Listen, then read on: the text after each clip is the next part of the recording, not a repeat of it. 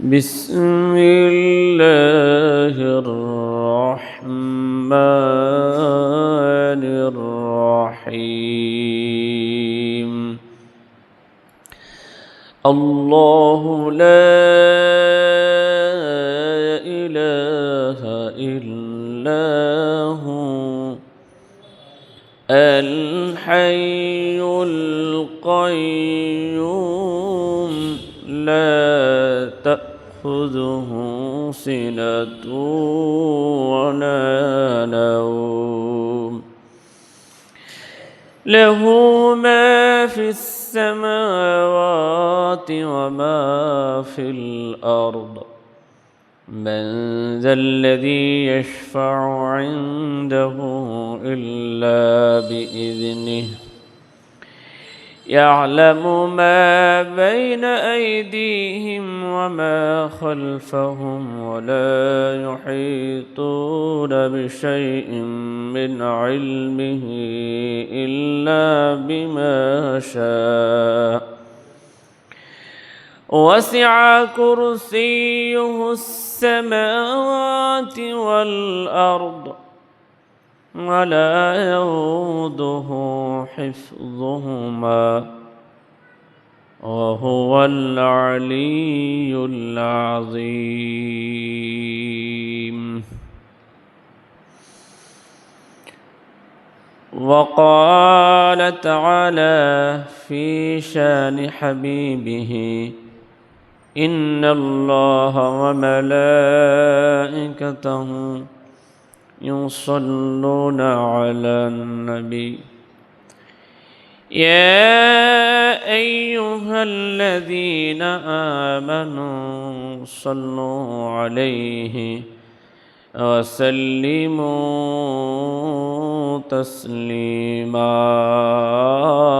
اللهم صل على مولانا محمد وعلى آل سيدنا رسولنا محمد আসমান সুন্দর জমিন সুন্দর সুন্দর গাছপালা তার চেয়ে অধিক সুন্দর দয়ার নবী রাসূলুল্লাহ। আল্লাহুম্মা সাল্লি আলা সাইয়্যিদিনা মাওলানা মুহাম্মদ وعلى أهل سيدنا رسولنا محمد بلغ العلا بكماله كشف الدجى بجماله حسنت جميع خصاله সাল্লু আলাইহি ওয়া আলিহি। সম্মানিত মুসল্লিয়ান কিরাম, মুরব্বিয়ান কিরাম, সম্মানিত হাজুল হারামাইন, আসসালামু আলাইকুম ওয়া রাহমাতুল্লাহি ওয়া বারাকাতুহু। মহান আল্লাহ তাআলা লাখ কোটি শুকরিয়া আদায় করছি যে মহান আল্লাহ সুবহানাহু ওয়া তাআলা মুহররম মাসের আজকের 24তম দিন, সূর্য ওঠার সর্বোত্তম দিন, জুমার দিনে আল্লাহর ঘরে এসে কোরআনুল কারীম থেকে কিছু কথা বলার শোনার যে সুযোগ আল্লাহ পাক দিলেন, এমন একটা মুহূর্তে, যে মুহূর্তে আল্লাহ তাআলা বিশেষ করে গেল রাতে যে পরিমাণ পানি বৃষ্টি হলো, আল্লাহ তাআলা চট্টগ্রামে বাঁশখালী সাতকানিয়া যে পরিমাণ বন্যা হলো, এরকম বন্যা আল্লাহ আমাদেরকে দিতে পারতেন। যে আল্লাহ তাআলা এই বন্যার হাত থেকে আমাদেরকে বাঁচিয়েছেন, সেই মহান আল্লাহ পাকের লাখ কোটি শুকরিয়া আদায় করছি আলহামদুলিল্লাহ। শত কোটি দরুদ ও সালাম বর্ষিত হোক বিশ্ব মানবতার বন্ধু, বিশ্বের সর্বকালের সর্বশ্রেষ্ঠ মহামানব, আখিরি জামানের পয়গম্বর রহমাতুল লিল আলামিন, খাতামুন নবীন বিশ্বনবী মুহাম্মদুর রাসূলুল্লাহ সাল্লাল্লাহু আলাইহি ওয়াসাল্লাম সকল শহীদদের ভাইদের জান্নাতের সর্বোচ্চ মর্যাদা কামনা করছি। আল্লাহ পাক সকল শহীদদেরকে সর্বোচ্চ মাকাম দান করুন, আমিন। আমাদের আত্মীয় স্বজনদের মধ্য হতে যারা ঈমান নিয়ে চিরগহীন কবরে পাড়ি দিয়েছেন, প্রত্যেকের কবরের আযাব থেকে আল্লাহর কাছে পানাহ চাই। আল্লাহ তাআলা সকলকে মুক্ত করুন, জান্নাতুল ফিরদাউসের উচ্চ আলা মাকাম আল্লাহ দান করুন, আমিন। সম্মানিত হাজিরিন, আমি আপনাদের মাঝে পবিত্র কোরআনুল কারীমের সবচেয়ে বড় সূরা সূরাতুল বাকারার পরিচিত আয়াত, কুরসির আয়াত, আয়াতুল কুরসি 255 নম্বর আয়াতে কারিমা তেলাওয়াত করেছি। বাকারা মানে গাভী। এই সূরার 65 নম্বর আয়াত থেকে প্রতীকী চিহ্ন হিসেবে এই সূরাটির নাম হলো বাকারা। যে সূরায় 40টি রুকু, 286টি আয়াত আছে,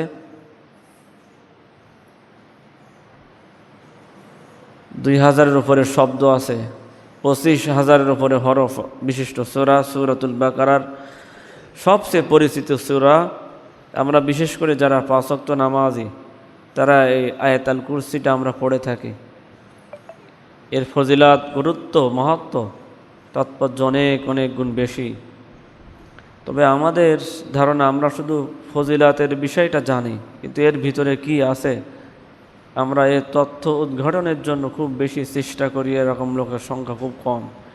সেই জন্য আজকের আমাদের আলোচনার বিষয় হলো, আমরা যেহেতু ফজিলাত বারবারই শুনি, কিন্তু এর ভিতরে আমরা কি বলি আর এর গুরুত্বটা কী, সেই বিষয়ে আজকে আলোচনা শুনবো। আল্লাহ কবুল করুন, আল্লাহুম্মা আমিন। সম্মানিত হাজিরিন, আমরা জানি সূরা বাকারা রাসূল করিম সাল্লাল্লাহু আলাইহি সাল্লাম মাদানী হিজরতের প্রথম দিকেই বেশিরভাগ আয়াতে কারিমা নাজিল হয়,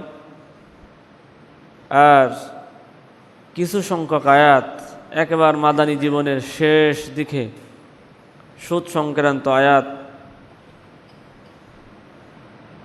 বা কিছু আয়াতে কারিমা একেবারে মাদানী জীবনের শেষের দিকে অবতীর্ণ হয়। আর এই সূরার সর্বশেষ 3 আয়াতে কারিমা আল্লাহ রাসূলের মাক্কি জীবনের শেষের দিকে অবতীর্ণ হয়। তবে এই সূরার সাথে মিল থাকার কারণে আল্লাহর নির্দেশে রাসূল করিম সাল্লাল্লাহু আলাইহি সাল্লাম পুরো সূরাটিকে একসাথে সাজিয়েছেন। এজন্য এই সূরাটি নাজিল হয় আল্লাহ রাসূল যখন মক্কা ছেড়ে মদিনায় আসলেন। মদিনায় এসে পৃথিবীতে মানুষ যখন সার্বভৌম ক্ষমতা নিয়ে তর্ক বিতর্ক জুড়ে দিল, সেই সময়ে আল্লাহ পাক যে আসলে সার্বভৌম ক্ষমতার মালিক কে, মানুষ নাকি আল্লাহ তাআলা, সেই বিষয়ের জন্য চূড়ান্ত যে ফয়সালা, সেই ফয়সালা হলো এই আয়াতুল কুরসি। তা আমরা সরাসরি কোরআনের এই আয়াতুল কুরসির দিকে আমরা যাব, যে কেন মানুষ ক্ষমতার উৎস নয়, সার্বভৌম ক্ষমতার মালিক মানুষ নয়, সার্বভৌম ক্ষমতার মালিক যা আল্লাহ, সেই বিষয়ে মূলত আয়াতুল কুরসি। যাই হোক, আর এই সূরার ফজিলত তো অনেক বেশি এই আয়াতের, বিশেষ করে, তা আমরা সেদিকে যাব ইনশাআল্লাহ। সম্মানিত হাজিরিন, এই আয়াতুল কুরসির ভিতরে মূলত 10টি বিষয় আলোচনা আছে, আমরা এক এক করে সেদিকে যাব ইনশাআল্লাহ। মানুষ যে আসলে সার্বভৌম ক্ষমতার মালিক না, আল্লাহ হলেন সার্বভৌম ক্ষমতার মালিক, সেই বিষয়টার কেন, সেজন্য এই আয়াতুল কুরসি আমাদের জানতে হবে। আল্লাহ কি বলেন দেখেন, কেন সার্বভৌম ক্ষমতার মালিক আল্লাহ। আল্লাহ রাসূল যখন মক্কায় ছিলেন, মাক্কি জীবনে তিনি যে সময় নামাজ আদায় করতেন, কাবা ঘরে 360টি মূর্তি ছিল। তারপরেও তিনি মূর্তিগুলো কাবা ঘর থেকে সরান নাই, তিনি নামাজ আদায় করতেন। কারণ কি?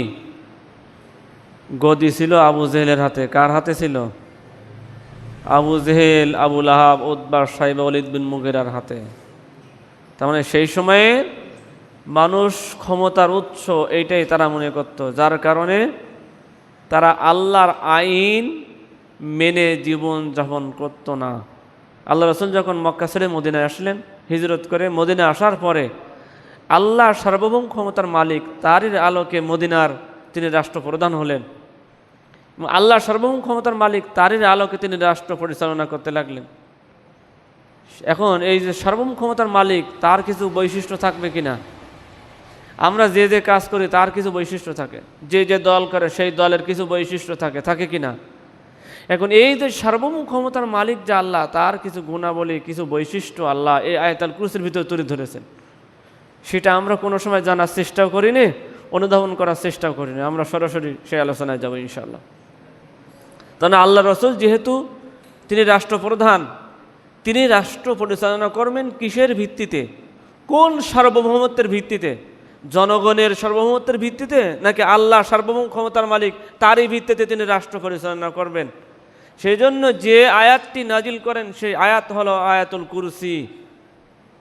এই জন্য এই আয়াত কুরসিন মানে আমরা বলি কুরসিউন মানে কি?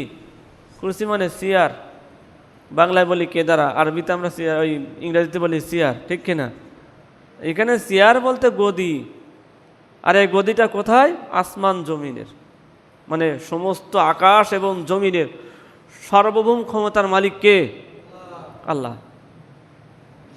এই বৃষ্টি যে নাজিল হবে, এত পরিমাণ বৃষ্টি হবে, এটা কি আমাদের ক্ষমতা নাকি ক্ষমতা কার? আল্লাহর ক্ষমতা।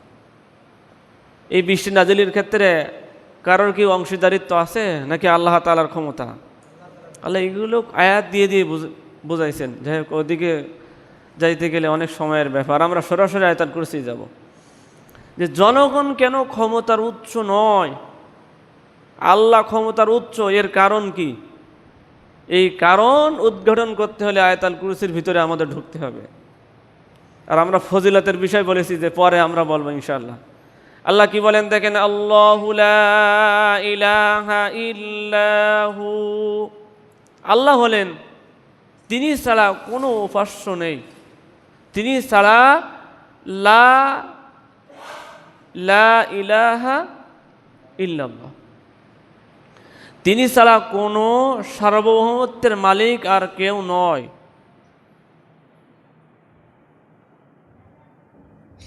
তাহলে অন্য অন্য ধর্মের মানুষেরা তারা আল্লাহকে সর্বোচ্চ ক্ষমতার মালিক মনে করে, তবে আল্লাহর সাথে তারা আরও উপাস্য তারা তৈরি করে। এজন্য তারা আরও অনেক দেবতা তারা গ্রহণ করে। এই এক কথা বলা হয় পরমেশ্বর। আর যারা এক আল্লাহ বিশ্বাসী, তারা আল্লাহ ছাড়া আর কাউকে তারা মানে না, ইলাহ হিসেবে কাউকে উপাস্য হিসেবে মানে না। আর এই ইলাহ সম্পর্কে কুরআনুল কারীমের সম্ভবত ৭৯টা আয়াত আল্লাহ নাজিল করেন ইলাহ, শুধু ইলাহ শব্দ দিয়ে। ইলাহ শব্দ প্রত্যেকটা আয়াতে আছে। আল্লাহ ছাড়া সার্বভৌম ক্ষমতার মালিক আর কেউ নয়, কারণ এই কারণগুলো এবার আল্লাহ তুলে ধরছেন। তাহলে আয়াতুল কুরসির প্রথম কথা হলো আল্লাহ ছাড়া সার্বভৌম ক্ষমতার মালিক আর কেউ নয়। কারণ আল হাইয়ু, এক নম্বর হলো এই যে জনগণ কেন ক্ষমতার উৎস নয়, জনগণ কেন সার্বভৌম ক্ষমতার মালিক নয়? সার্বভৌম ক্ষমতার মালিক কে? আল্লাহ। কারণ এক নম্বর হলো জনগণ যদি সার্বভৌম ক্ষমতার মালিক হবে, সেক্ষেত্রে সেই মানুষটিকে তার জীবনের শুরুও থাকলে হবে না, শেষও থাকলে হবে না। এই ক্ষেত্রে আমার আল্লাহ হলেন ওয়াল ইন ওয়াল, আল হাইয়ু, তিনি চিরঞ্জীব, তার জীবনে শুরু নেই শেষও নেই। তাহলে এখানে আল্লাহ সার্বভৌম ক্ষমতার মালিক হওয়া একমাত্র আল্লাহই যোগ্য, পৃথিবীর কেউ সার্বভৌম ক্ষমতার মালিক হতে পারে না। এই কথাটি আমরা কিন্তু আয়াতুল কুরসির ভিতরে বলি। আল হাইয়ু মানে কি? চিরঞ্জীব। তা মানে তার কোনো মৃত্যু নেই, তার শুরু নেই শেষও নেই। তিনি হলেন কি? আল্লাহ। তিনি হলেন কি? আল্লাহ। দ্বিতীয় নম্বরে পয়েন্ট হলে দ্বিতীয় নম্বরের যে গুণ বৈশিষ্ট্য, আল্লাহ যে সার্বভৌম ক্ষমতার মালিক, সেক্ষেত্রে তার 2 নম্বর বৈশিষ্ট্য হল কাইয়ুম। তিনি হলেন চিরঞ্জীব, এরপর হলো প্রতিষ্ঠিত, চিরস্থায়ী। এই প্রতিষ্ঠিত মানে তিনি যে ক্ষমতাবান, তার ক্ষমতা 5 বছরের জন্য না। আমাদের দেশে এই যে গত 12ই ফেব্রুয়ারি যে নির্বাচন হলো, এই নির্বাচনে জনাব তারেক রহমান তিনি দেশের প্রধানমন্ত্রী হয়েছেন, ঠিক কিনা? বিএনপি সরকার গঠন করছে কয় বছরের জন্য? কয় বছর? 5 বছরের জন্য। তাহলে এই 5 বছর যে একেবারে টিকে থাকবে, এটাও কিন্তু ওনারাও গ্যারান্টি দিতে পারেন না। চেষ্টা করবে সবাই মিলে, ঠিক কিনা? গ্যারান্টি নেই, কিন্তু আল্লাহর গ্যারান্টি আছে। আল কাইয়ুম, তিনি চিরস্থায়ীভাবে তিনি ক্ষমতা অধিষ্ঠিত। তার ক্ষমতা মানে অনাদিকাল, তিনি ক্ষমতায় থেকেই সব কিছু পরিচালনা করেন। আর আমাদের দেশের, আমরা যেহেতু এটা প্রেক্ষাপট বলছি, আমাদের দেশে যারা ক্ষমতার বাইরে থাকে, যারা ক্ষমতায় থাকে, তাদেরকে নামানোর জন্য চেষ্টা করে থাকে। এটা স্বাভাবিক, আমাদের প্রক্রিয়া, নিয়ম, সিস্টেম। তারা যদি ভুল করে, অন্যায় কিছু করে, তখন বাইরে যারা থাকে তারা বিরোধী শক্তি কি করে? অন্যায়গুলো ভুল ধরেই দেয়। অন্যায় যদি ভুলকে ভুল না মনে করে, এমন হয় যে তার গদি নিয়ে টানাটানি শুরু হয়ে যায়। কিন্তু আল্লাহর গদি কি কেউ টানতে পারে? কথা বোঝেননি? আল্লাহর ক্ষমতা কি কেউ টানাটানি করতে পারবে? এই জন্য আল্লাহ কাইয়ুম, আল্লাহ চিরঞ্জীব, চিরস্থায়ী, ক্ষমতায় অধিষ্ঠিত থেকেই তিনি সব কিছু পরিচালনা করেন। এই ক্ষেত্রে মানুষ ক্ষমতায় চিরকাল থাকতে পারে না। বিগত সরকার বৈধ হোক আর অবৈধ হোক, এটা আমি বলছি না, এটা আগে অনেক আপনাদের কাছে স্পষ্ট বলার প্রয়োজনও নেই। বারবার বলতেন 41 সাল পর্যন্ত থাকবেন। বলেন তো 41 সাল পর্যন্ত থেকেছেন নাকি 24 সালে বিদায় নিয়েছেন? এই যে ইনি কি সম্মানের সাথে বিদায় নিয়েছেন নাকি অসম্মানের সাথে বিদায় নিয়েছেন? কথা বোঝেন নাই? আর আল্লাহর কি কোনো অসম্মানের কোনো প্রয়োজন আছে? আমরা যদি কেউ আল্লাহকে ইবাদত করি, তাহলে আল্লাহর কি অনেক কিছু মানে টাকা পয়সা অর্থ করে এগুলো বেড়ে যাবে না কমবে? কমবেও না, বাড়বেও না, ঠিক কিনা?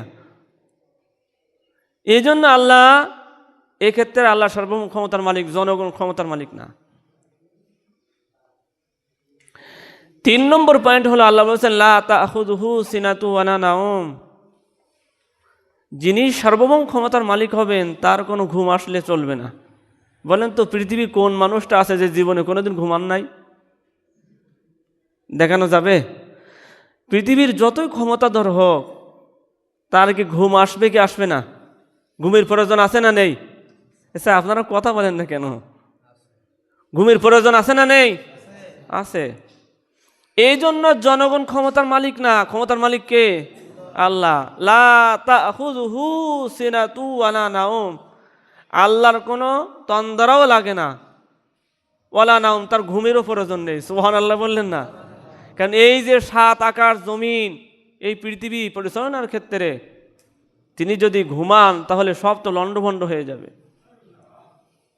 এই জন্য আল্লাহর ঘুমের প্রয়োজন হয় না, তার তন্দ্রা প্রয়োজন নেই।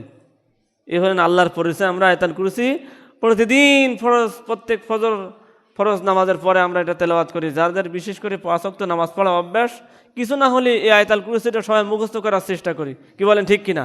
কিন্তু এর ভিতরে কি আছে কোনোদিন আমরা এর গভীরতায় যাওয়ার চেষ্টা করিনি।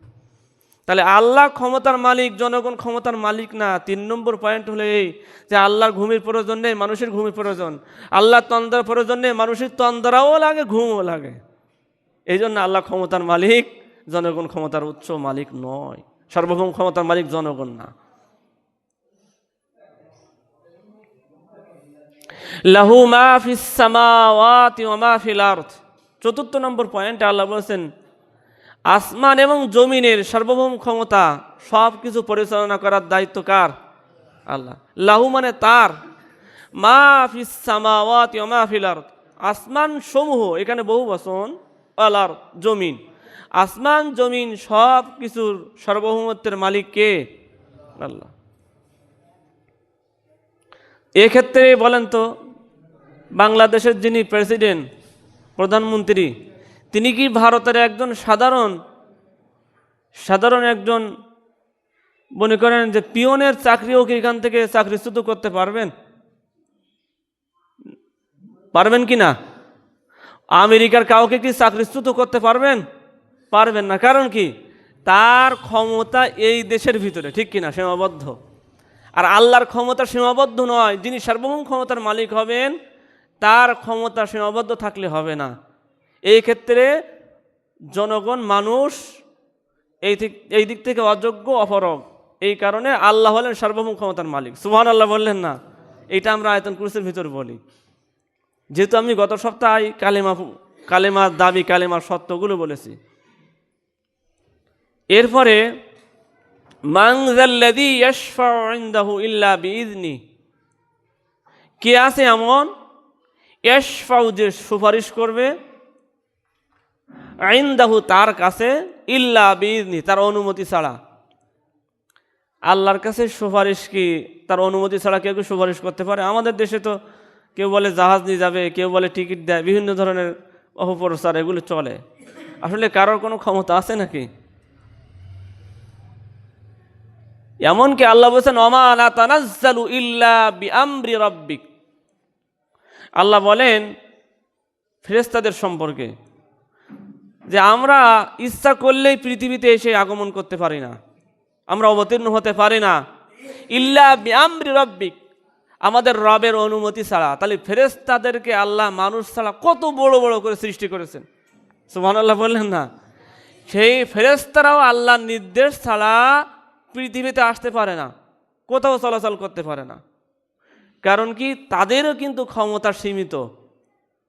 তাদের যা করতে বলেন তার বেশিও করতে পারে না, কমও করতে পারে না। তাদেরকে আল্লাহ সরাসরি নিয়ন্ত্রণ করেন, তাই সুবহানাল্লাহ বলেন। কিন্তু এই মানুষদেরকে আল্লাহ নিয়ন্ত্রণ করেন না সরাসরি, কারণ এই মানুষদের জন্য আল্লাহ জান্নাত এবং জাহান্নাম ব্যবস্থা করে রেখেছেন। সেই জন্য তাই এই মানুষদের ভিতরে ফেরেশতারাও কেউ আল্লাহর অনুমতি ছাড়া আল্লাহর কাছে সুপারিশ করতে পারবে না। ওয়ালাম ইয়াকুল্লাহু শারীকুন ফিল মুলক, আল্লাহ যে আসমান জমিন পরিচালনা করেন এতে কোনো শরীক কেউ নেই, না ফেরেশতা, মানুষ, না জিন, কেউ নেই। সুবহানাল্লাহ বলুন। কথা কি আমার নাকি আল্লাহর? আল্লাহর কথা। সম্মানিত হাজিরিন, এই জন্য আল্লাহর কাছে কেউ আল্লাহর অনুমতি ছাড়া, আল্লাহর প্রিয় পাত্র হলে আল্লাহ যদি তাকে সুযোগ দেন, এক্ষেত্রে আল্লাহ রসুলের কথা আছে কিয়ামতের ময়দানে আল্লাহ রসুল সেজদায় পড়ে যাবেন, সেজদায় পড়ে অনেকক্ষণ সেজদায় কাটাবেন, সেজদায় থাকবেন। আল্লাহ বলবেন যে তুমি ওঠো, মাথা উত্তোলন করো, কি চাও? আল্লাহ রসুল বলবেন যে আমি চাই আমার উম্মতদেরকে, জাহান্নামী উম্মতদেরকে জাহান্নাম থেকে মুক্তি দিয়ে আপনি জান্নাতে প্রবেশ করার সুযোগ করে দিন। সুবহানাল্লাহ। আল্লাহ তাআলা আমার রসুলকে কি করবেন? সুপারিশ করার সুযোগ করে দেবেন। সম্মানিত হাজিরিন, এই জন্য আল্লাহর অনুমতি ছাড়া কেউ সুপারিশ করতে পারবে না। এই ক্ষেত্রে জনগণ ক্ষমতার মালিক নয়। ক্ষমতার মালিক কে? আল্লাহ তাআলা। আল্লাহ যার পাওয়ার, তার পজিশন অনুযায়ী। মনে করেন আমাদের একজন দারোগা আর একজন ওসি। এখন দারোগা একটা কথা বলছে, ওসি একটা কথা বলছে, কার কথাটা খাটবে বলেন? ওসির কথাটা খাটবে না? ওসি সাহেব আর ডিসি সাহেবের মধ্যে মনে করেন কোনো একটা বিষয় তর্ক বিতর্ক হলো, কার কথাটা বেশি গ্যারান্টেড হবে বলেন? কারণ কি? ক্ষমতার পজিশনে আছে কি? ফার্স্ট পজিশনে কে আছে? ডিসি সাহেব। ডিসি সাহেবের সাথে আর যদি এমপি সাহেবের যদি হয়, সরকারি দলের এমপি মনে করেন আর ডিসি সাহেব, এখন কার কথাটা বেশি গ্যারান্টেড হবে? এমপি সাহেবের। এমপি সাহেব ইচ্ছা করলে ডিসি সাহেবের কি করতে পারেন? এখান থেকে বদলি করে ট্রান্সফার করে অন্য জায়গায় দিতে পারেন। এখানে এমপির সাথে যদি প্রধানমন্ত্রীর কোনো কিছু কন্ডিশন হয়, সেক্ষেত্রে প্রধানমন্ত্রীর কথাটা খাটবে নাকি একজন এমপির কথা খাটবে? কারণ কি? ক্ষমতার পজিশনে কে আছে? ফার্স্ট পজিশনে কে আছে? প্রধানমন্ত্রী আছে। তাহলে আল্লাহ ক্ষমতা যে মালিক, আল্লাহর ক্ষমতা পজিশন কি আসলে সেকেন্ড পজিশন, থার্ড পজিশনে, না ফার্স্ট পজিশনে আছে? বোঝা গেছে কি না? আমরা কি আসলে ফার্স্ট পজিশনে আল্লাহকে রাখতে পারছি কিনা আমি পরবর্তী আয়াত দিয়ে আপনাদের বোঝাবো। আমরা কি আল্লাহকে আসলেই ফার্স্ট পজিশনে, ক্ষমতার ফার্স্ট পজিশনে আমরা রাখতে পারছি কিনা? রাখতে পারি নাই, সেটা আমি বোঝাবো কোরআন দিয়ে। ইয়ালামু মা বাইনা আইদিহিম ওয়া মা খালফাহুম। 6 নম্বর পয়েন্ট হলো এই যে আল্লাহ তাআলা বলেন তিনি সামনের পিছনের অতীত বর্তমান সব বিষয় তিনি খবর রাখেন, সামনে কি ঘটবে। আর মানুষ যদি ক্ষমতায় থাকে, সে মনে করেন আমাদের দেশের প্রধানমন্ত্রী, তার গোয়েন্দা বিভাগ আছে, পুলিশ বাহিনী আছে, র্যাব আছে, বিজিবি আছে, সেনাবাহিনী আছে, আরও তো অনেক নাম আছে যে নামগুলো আমরা সাধারণত অনেকে জানি না।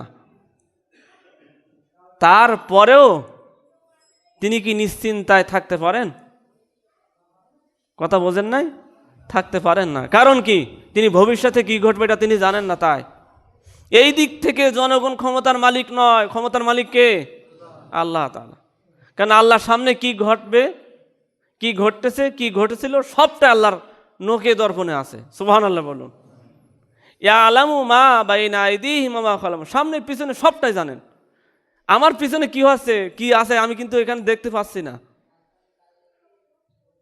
আপনার পিছনে কি আছে তাই দেখতে পাচ্ছি না। তাহলে এই যে আসমান জমিন পরিচালনার ক্ষেত্রে তিনি যদি সব দিক থেকে না জানতেন, তাহলে এটা পরিচালনা করা কি সম্ভব হতো?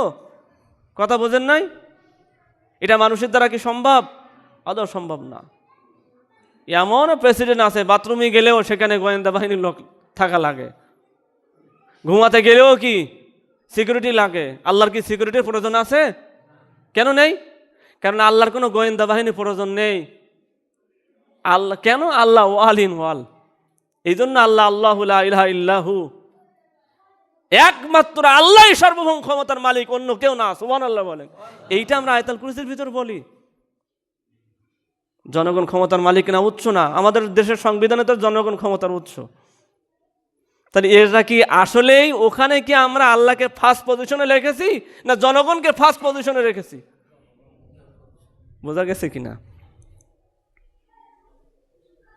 ওয়ালা ইউহিতুনা বিশাইইন মিন ইলমিহি ইল্লা বিমা শা।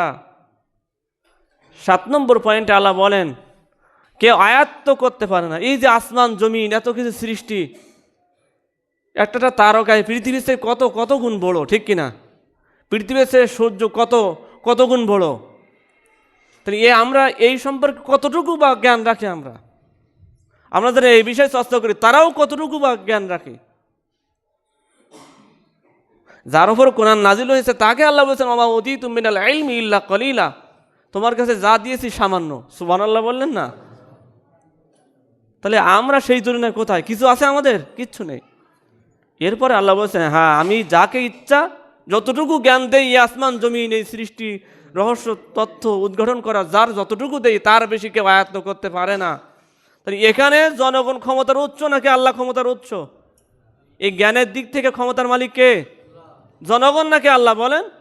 আল্লাহ। এটা আয়াতুল কুরসির ভিতরে আমরা বলি 7 নম্বরে, ওয়াসিআ কুরসিয়ুহুস সামাওয়াতি ওয়াল আরদ, আসমান এবং জমিন সমূহ সব কিছুর সিংহাসন কার কাছে? এই কুরসি মানে চেয়ার। এখানে চেয়ার বলতে এই না যে মানে আমাদের মতো এরকম চেয়ার, বিষয়টা তা না। সিংহাসন, কুরসি মানে আল্লাহ তাআলার গদি, ক্ষমতার গদি। কেমন গদি আল্লাহর? এই আসমান এবং জমিন সব কিছু যদি বিস্তীর্ণভাবে ছড়িয়ে দেওয়া হয় আর এর ভিতরে যদি একটা আংটি রাখা হয়, এই আংটিটা যেমন এই যে গোটা পৃথিবী আর আসমান আল্লাহর সিংহাসনের তুলনায় তেমন। সুবহানাল্লাহ বললেন না? এই হলো আল্লাহর গদি। আর জনগণের গদি কোথায়? জনগণের ক্ষমতা কোথায়? ওই মনে করেন সংসদ ভবনে কতটুকু জায়গা, অতটুকু শেষ। ওখান থেকে বাইরে হয়ে নিরাপদে আসবে তার ঠিক নেই। আমাদের দেশে এমপিদেরকেও জঙ্গি তকমা দেওয়া হয়। ওই যে হানজালা এমপিকে কি বলা হয়েছিল? কারণ কি উনিও তো ক্ষমতার মালিক না, ক্ষমতার মালিক কে? আল্লাহ। কারণ তার সিংহাসন ওই যে আপনার আমার এই এতটুকু সাতক্ষীরা জেলার তাও 4টি ভাগ, 4টি এমপি, 4 জন। আর আল্লাহর কি এরকম মানে পজিশন কি এরকম নাকি? না। এই কারণে আল্লাহর সিংহাসন আল্লাহ নিজেই বলছেন, আল্লাহ নিজেই বর্ণনা দিচ্ছেন, ওয়াসিয়া কুরসিয়ুহুস সামাওয়াতি ওয়াল আরদ। আল্লাহর সিংহাসনটা কোথায়? সমস্ত আসমান এবং আকাশ জমিন বরাবর। সুবহানাল্লাহ বলেন। মানে আসমান এবং জমিনে তার সবটাই ক্ষমতা চলে। প্রশ্ন আসতে পারে, তাহলে যারা আল্লাহর নিয়ম নীতি মানে না তাদেরকে আল্লাহ ক্ষমতায় দেয় এখান? আচ্ছা বলেন তো, অনেকেই বলে এরকম যে আল্লাহ ওনাকে ক্ষমতা দিয়েছেন মানে ওনার প্রতি আল্লাহ অনুগ্রহ করেছেন, এরকম বলে না? আচ্ছা এই দিক থেকে যদি এই হয় তাহলে ফেরাউন তো তাহলে আল্লাহর অনুগ্রহের পাত্র ছিল নাকি? নমরুদ তো আল্লাহর অনুগ্রহের পাত্র ছিল, এটা বলা যাবে? আল্লাহ রহমতের পাত্র ছিল নমরুদ। কথা বলেন না কেন? বোঝেন নাই কথা? আল্লাহ নিজেই বলছেন, দেখেন, আলাম তারা ইলাল্লাযী হাজ্জা ইব্রাহিম ফি রাব্বিহি আন আতাহুল্লাহুল মুলক। সে ইব্রাহিমের সাথে তর্ক বিতর্ক করলো। কেন? কেন কথা আল্লাহ উত্তর দিলেন, আন আতাহুল্লাহুল মুলক, আমি আল্লাহ আমি তাকে রাষ্ট্র ক্ষমতা দিলাম। কাকে? নমরুদকে। কাকে? তাহলে আল্লাহ নমরুদকে রাষ্ট্র ক্ষমতা দিয়ে তাকে কি আল্লাহ সম্মানিত করছিল নাকি লাঞ্ছিত করছিল? কথা কি বোঝেন নাই?